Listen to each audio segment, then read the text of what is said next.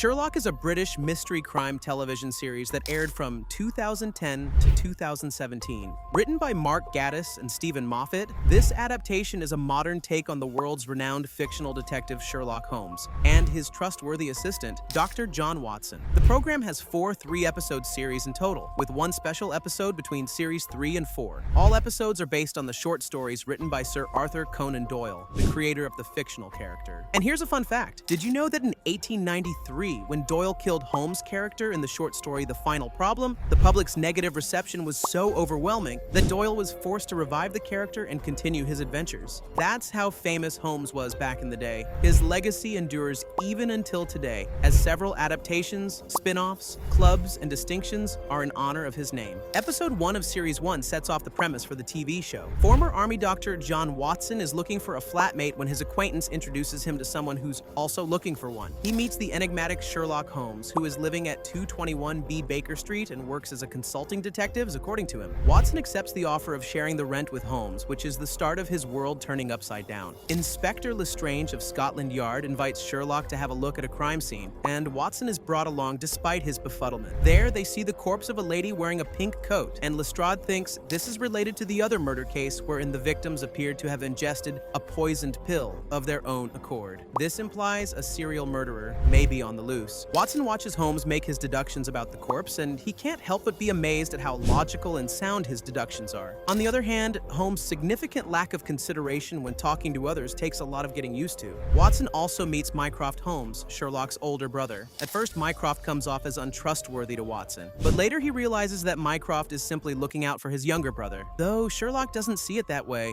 Sherlock concludes that the lady in pink is indeed another victim of the poisoned pill. His deductions lead them to the culprit, a taxicab driver who forces his victims to choose between 2 pills, one of which is fatally poisonous. So far, all his victims have chosen wrongly. As Sherlock plays the driver's game, the driver gets shot. Before the driver succumbs to his injuries, Sherlock manages to get him to reveal that someone named Moriarty is his sponsor for his atrocious crimes. In the second episode, the pair is hired to investigate a mysterious break-in at a bank. In the crime scene, they find a couple of unknown symbols have been left, intended for one of the bank employees. Unfortunately, they discover the employee dead in his apartment. The next day, a journalist is found dead too, and the same symbols are linked to his death. Holmes and Watson study the symbols, which they later learn are codes used by a Chinese smuggling ring. As it happens, both the banker and the journalist are involved with the smuggling ring, and they apparently stole a valuable item, a jade hairpin worth millions of pounds. Of course, the syndicate wants it back, and killing the thieves is in retaliation for the theft. The smugglers mistake Watson for Holmes, and they kidnap him along with his girlfriend. Fortunately, Holmes arrives in time to save his friend and disperse the smugglers. Later, the leader of the smugglers is communicating with their benefactor, someone with an initial M, when the leader gets shot by a sniper. The third episode introduces Sherlock's archenemy, who's been involved in the previous cases. Mycroft commissions Sherlock to investigate the death of a government employee involved with a top-secret defense project. On top of this, Sherlock gets taunted by a criminal mastermind who, this time, forces his victims to wear vests full of explosives. Sherlock is given deadlines to solve several unrelated crimes, for which he's given clues to locate the victims. Sherlock solves each case, albeit he loses one unfortunate elderly victim. He also cracks the mystery of the government employee's death. It turns out the employee stole important data from the defense project and boasted about it to a friend. The friend accidentally killed the employee for the data, hoping to sell it for his drug addiction. Sherlock and Watson recover the data and return it to Mycroft. At last, Sherlock faces the criminal mastermind who taunted him with the bombed vests. His name is Jim Moriarty, and he would later become Sherlock's greatest archenemy.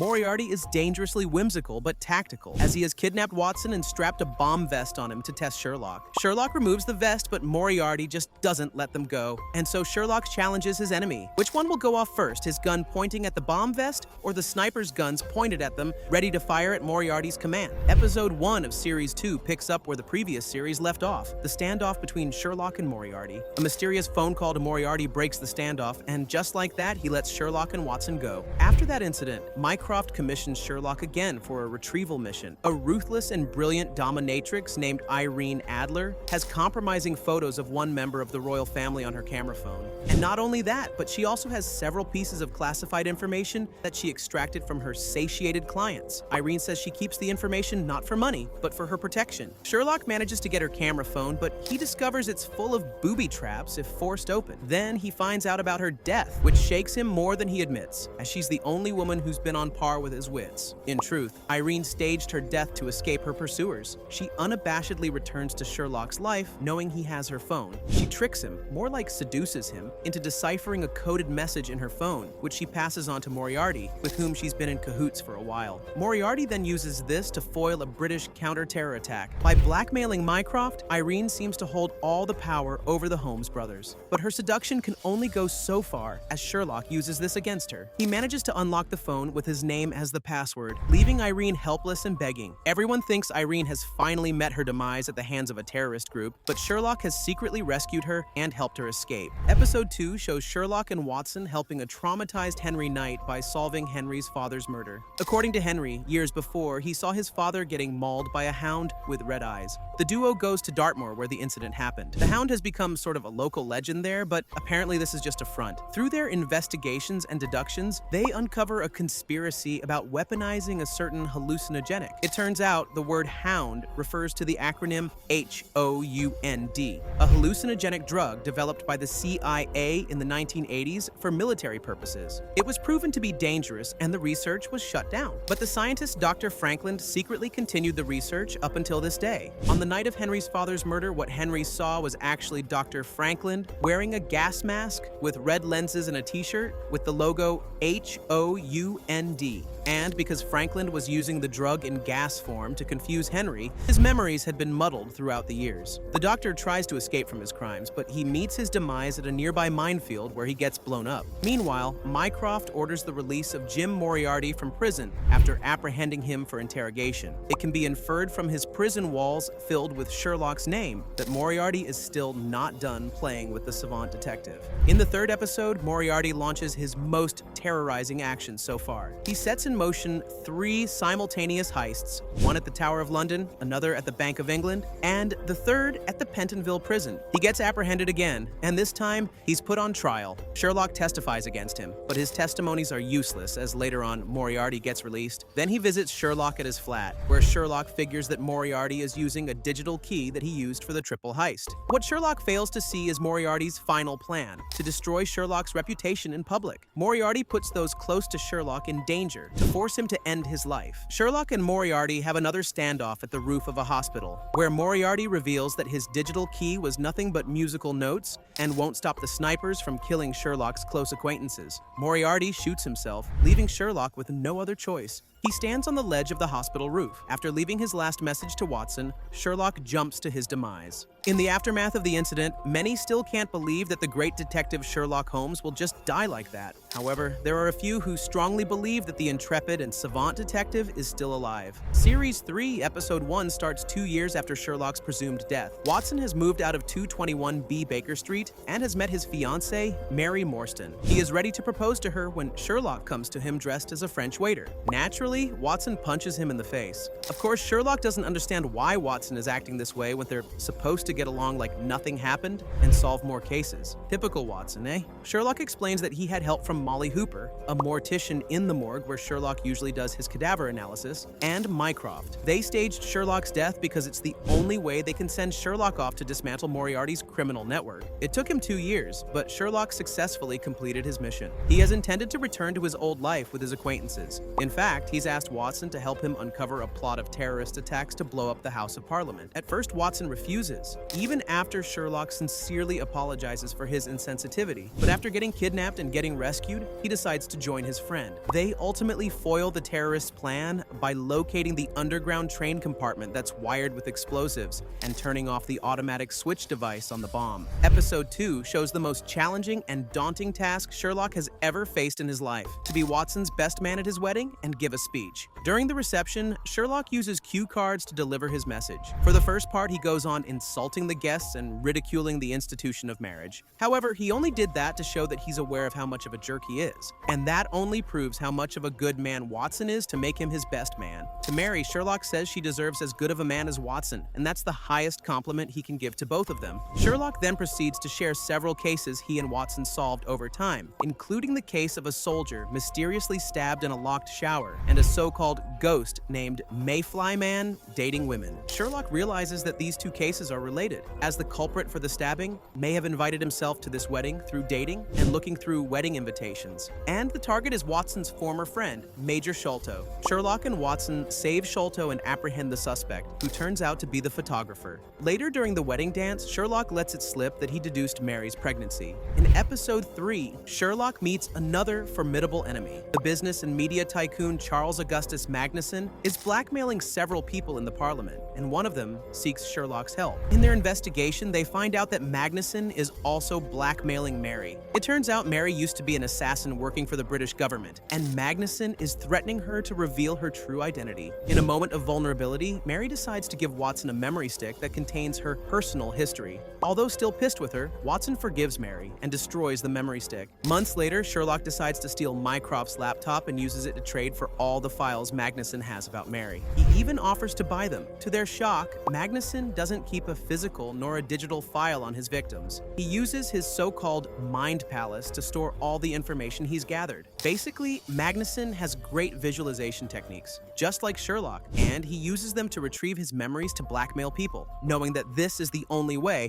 Sherlock fatally shoots Magnussen. After this incident, Mycroft convinces the government not to put his brother on trial. Instead, they send Sherlock to do dangerous assignments overseas. As soon as he flies out of the country, Sherlock is brought back due to a public broadcast of a video showing Jim Moriarty asking if they missed him. In a special episode before Series 4, Under the Influence of Drugs, Sherlock enters his mind palace to solve a case from the Victorian times. Dubbed as the Abominable Bride, the case involves Mrs. Ricoletti shooting herself in the head in public, and yet months later she's seen shooting her cheating husband and several other men. Sherlock tries to determine if Moriarty may still be alive the same way Mrs. Ricoletti is, given the same circumstances of how they died. Eventually, Sherlock deduces that Ricoletti simply used a body double to fake her death and falsified the morgue's record on her corpse. This explains how she could still commit these crimes. As for Moriarty, Sherlock is now sure that he's dead physically, but his memory of him still plagues his mind. Therefore, it's an allusion to the fact that Sherlock is keeping Moriarty alive in his mind. Episode 1 of Series 4 delves further into Mary Morstan's history as an assassin. Initially, Sherlock investigates a case about a man found dead inside his car, but after solving it, he's led to the mystery of the 6 Margaret Thatcher busts getting destroyed. It turns out the culprit is someone from Mary's past who's out to take revenge on her. Mary reveals the final mission she took before leaving her assassin life. She used to be a part of a freelance task force named AGRA under Mycroft's directive. All members have a memory stick that contains their personal files, and each of them can use the stick for their protection. Her final mission failed because somebody gave away their details, resulting in the death of several British embassy members and Mary walking away. The culprit, who's now after Mary, says he destroyed the busts to recover his memory stick. He gets unfortunately shot, but not before giving certain clues as to why he believed Mary was the traitor. It turns out it's actually Vivian Norbury, a secretary to the British Secret Service. Sherlock confronts her, and it turns nasty when Vivian shoots first. Mary is just in time to shield Sherlock with her body. Vivian gets arrested, but sadly Mary succumbs to her wounds. She leaves her husband, Watson, and their daughter, Rosamond, in life. In episode 2 of the series, Sherlock is seen keeping his distance from Watson. Watson blames Sherlock for the death of his wife, and he's decided to meet a therapist to process his emotions. Because Sherlock does not know how to process his guilt and sadness, he turns to narcotics. Still, Sherlock continues to receive cases to investigate, one of which is Faith Smith's concern about her father, Culverton, confessing to a murder. Sherlock does his best to keep Faith company, as he's concluded she's too distraught to be left alone. Because of his excessive drug use, Sherlock doesn't know whether Faith is even real.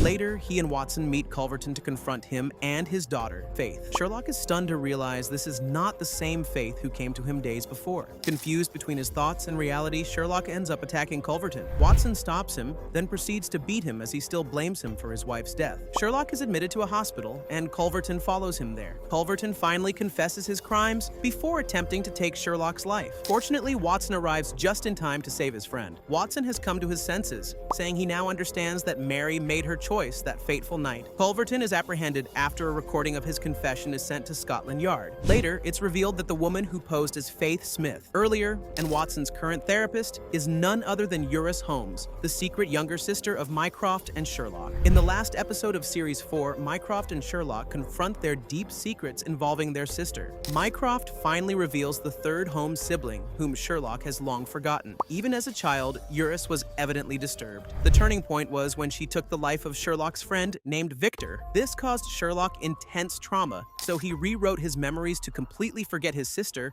and to turn his memories of his friend into memories of a dog named Redbeard. Eurus was sent to a maximum security facility called Sharonford, and she's lived there up to this day. Only Mycroft knows about her existence. Their parents only know that the younger sister had died in an accidental fire. In the present, Mycroft doesn't believe that Eurus has the capability to escape the facility. However, after the bombing of 221B Baker Street, he's forced to believe otherwise. He, Sherlock, and Watson venture forth to Sharonford. There, they discover that Eurus has managed to compromise the whole facility, including its staff. This explains why she managed to briefly get out and pretend to be someone else when meeting Sherlock. Eurus has also met Moriarty briefly before his death, and she has asked him to record the video message of him asking if they missed him. It was Eurus who distributed that video publicly to subtly hint to her brothers of her coming. Eurus has created an elaborate set of trials to test his brothers, murdering several people along the way. In the end, she uses Watson as bait to lure and punish Sherlock. Instead of giving in, Sherlock uses his emotions to connect with Eurus. After finally receiving the love and attention from Sherlock she didn't have before, Eurus stands down. Watson remains safe, as does Mycroft, who's been locked inside a cell. Eurus is again imprisoned at Sharonford, but this time with enforced security measures. Sherlock regularly visits her, playing violin duets with her. Mycroft reveals to their parents about Eurus, and at first they are angry. Eventually, they also visit the younger Holmes and watch her duet with Sherlock. Returning to the still demolished apartment, Sherlock and Watson start the cleanup and repair, knowing that tomorrow another case will fall on their doorsteps. And that's it for the recap of Sherlock. Which among Sherlock's cases did you find the most intriguing? Comment your answer down below and see you in the next recap.